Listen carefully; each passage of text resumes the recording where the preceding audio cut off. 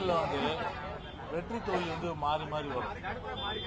எனவே இப்போ நீங்கள் பார்த்தீங்கன்னா இப்போ திரு அண்ணாமலை பொறுத்தவரை ஒரு புள்ளி ராஜா ஆயிட்டாரு.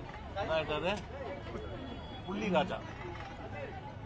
உடனே ஸ்டாட்டிஸ்டிக்ஸ் அவங்க எவ்வளோ, இவங்க எவ்வளோ, இவங்க எவ்வளோ, இவங்க எவ்வளோ எவ்வளோ.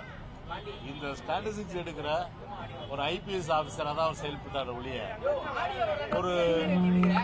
ஒரு கட்சியுடைய ஒரு தலைவராவுடைய பேச்சு இல்லை. சரி, பேசுறீங்களா, உங்களுக்கு அந்த முகாந்திரம் இருக்கா? முதல்ல அதை நீங்க நினைச்சு பாருங்க. 2014 இதே கூட்டணி தான். அப்ப அம்மா தனியா தான் நின்னாங்க. அம்மா அன்னைக்கு அம்மா தனியா நின்னாங்க. அதே போல கழகம் இன்னைக்கு தனியா நின்றுது.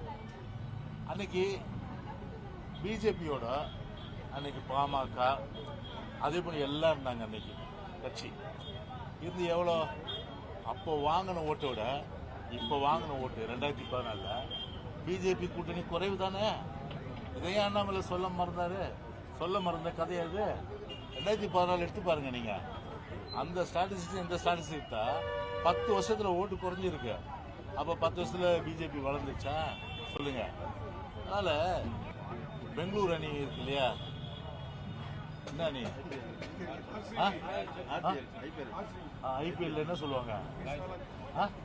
ஆர்சி, ராயல்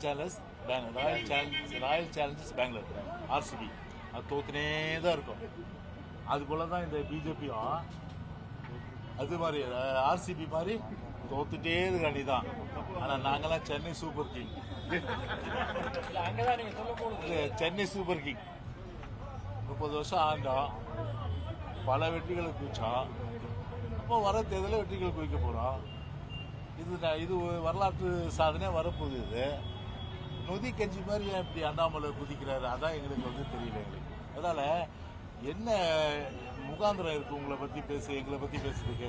சரி, ஆல் இண்டியா லெவல்ல என்ன மதவாதம் இனவாதம் எடுபட்டுதா? மதவாதம் இனவாதம் எடுபடலையே.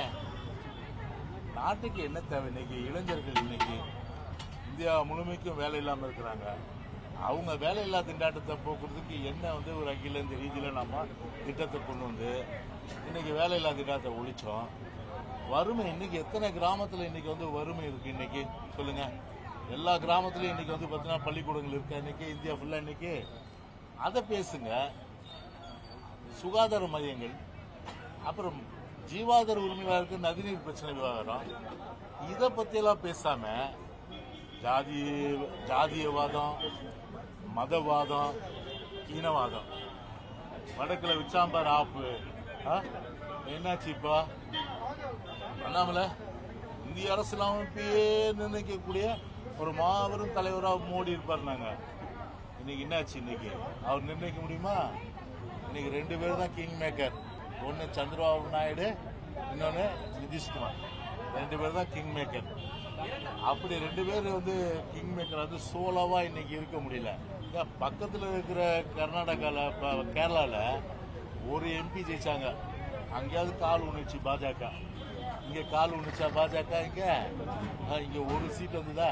சும்மா அந்த புள்ளி ஒருத்த வச்சுக்கிட்டு இந்த பிலிம் காட்டுற வேலை எல்லாம் இந்த மாதிரி இங்க தமிழ்நாட்டில் எடுபடாது. எங்களை பொறுத்தவரை என்ன, ஓட்டு சதவீதத்தில் நாங்கள் வந்து உயர்ந்திருக்கிறோம்.